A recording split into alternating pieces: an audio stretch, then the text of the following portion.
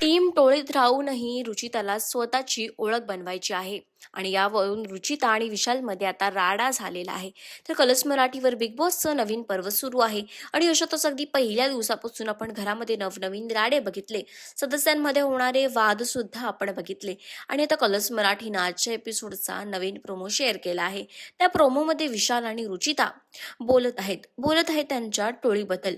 रुचिता म्हणाली की मला आपल्या टोळीशिवाय सुद्धा स्वतःची ओळख बनवायची आहे आणि याच गोष्टीचा विशालला राग येतो. विशाल म्हणतो की ही गोष्ट तुझ्या डोक्यात त्या लोकांनी घातली आहे, तुला टोळीचं महत्त्व अजून माहीत नाही आहे.